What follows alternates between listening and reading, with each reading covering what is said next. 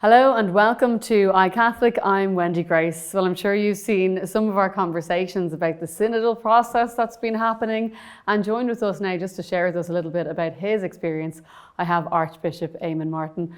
Archbishop Eamon, I think a lot of people are still getting their head around this whole process and what's it all about.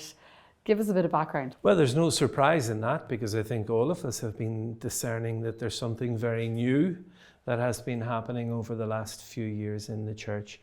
And I do believe that Pope Francis wants us to be doing something new, to exploring a new way of being Church, whilst at the same time remaining completely faithful to the Church's tradition and the Church's teaching. A lot of people are struggling to see, how can both of those things be happening at the one time? I think what Pope Francis is assuring us is that the synodal process that we've been engaging in across the universal Church this last few years is in line with the tradition of the Church, particularly with the early Church, which met in council, which met to discuss, to reflect on what is the Holy Spirit saying to us.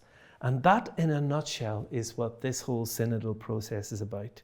It's asking us, what is the Holy Spirit saying to the Church of today, the Church of the 21st century, the Church in Ireland, the Church in Europe, the Church around the world?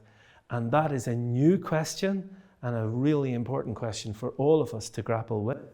And one of the, of course, interesting things about the whole process is, and it's a reflection of the Church in general, that it is a universal, worldwide Church where there's obviously similarities of challenges, and but there's also very different challenges in different countries. What's been your experience in your own diocese of that listening exercise and what you're hearing? My experience has been generally positive, although I also accept it really has only engaged with a small number of people, a small percentage. Mind you, a very interested group of people, people who love their Church, who want the best for their Church, who already, as we have been in Ireland over the last number of decades, are identifying change and challenge in the context in which we're trying to be Church.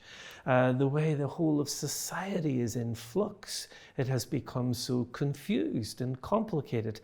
And into that picture, the Church must continue to bring the good news of Jesus Christ, the joy of the gospel.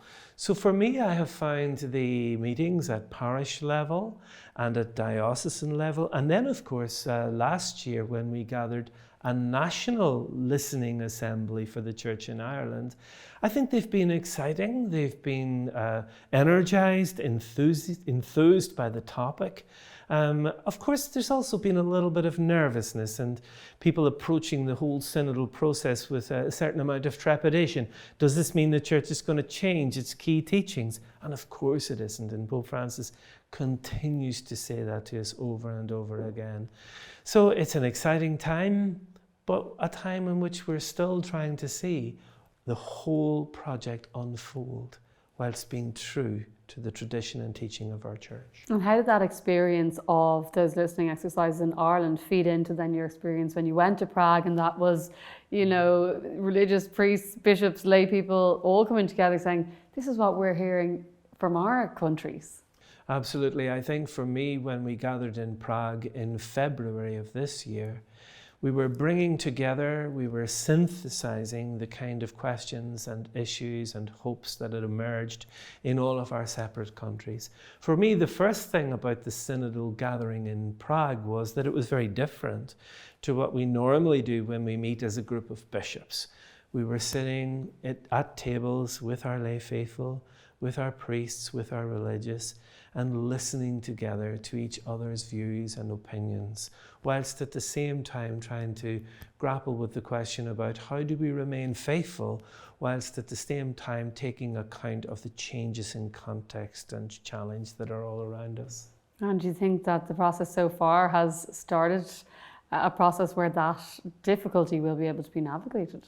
I believe it has started. It's just a very gentle start.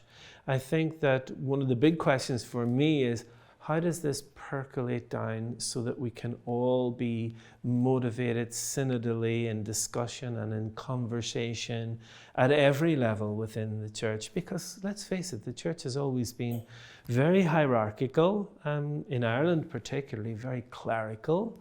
And this is a new way of being Church. to trust, to engage in a co-responsible way together with our lay faithful who love their church and who want there to be a future for their church, for their children, their grandchildren. Tell us, just Archbishop Eamon, what you're taking so far from the process, because there's a long way to go before there's kind of tangible results, if you want to put it that way. But surely as the process has gone along, there's things maybe that you've been able to look at in your own diocese or just for Ireland in general.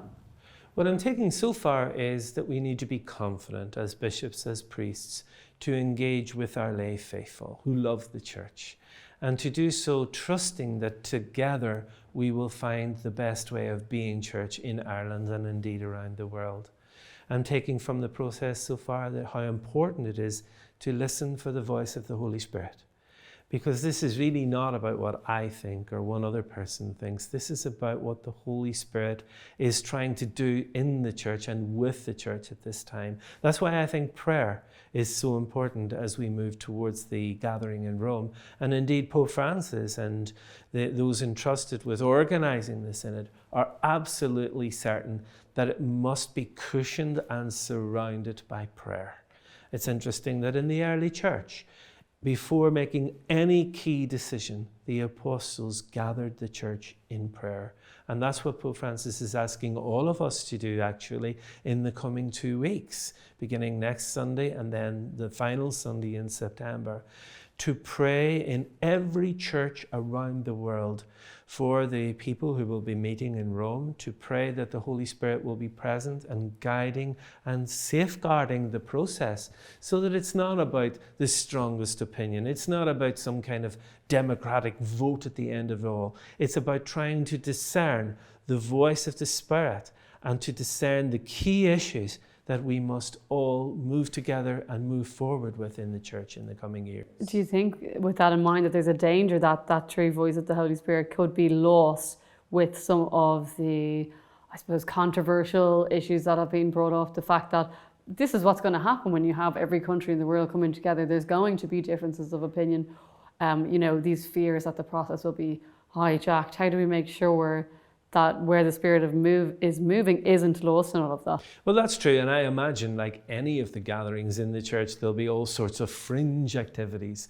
There'll be alternative synods. There'll be people maybe voicing, this is what the synod is, or this is what the synod should be about. If we hold this very precious moment in prayer, and we are taking our times, because nothing is going to change radically overnight in the church. In fact, perhaps we don't want that. We want the church to be true to the apostolic tradition. We are one holy, Catholic and apostolic church. We've been around for a long time. But the seasons change, the circumstances change, the contexts change, and yet we still want to be able to present the joy of the gospel to the world of today in a way that will hopefully help people to find the love of Christ and a friendship with Christ as they move through their lives. Well, that's very noble, and hopefully it's a goal that will be achieved through this process. Archbishop Eamon Martin, thank you so much for being with us on iCatholic. Thanks very much indeed.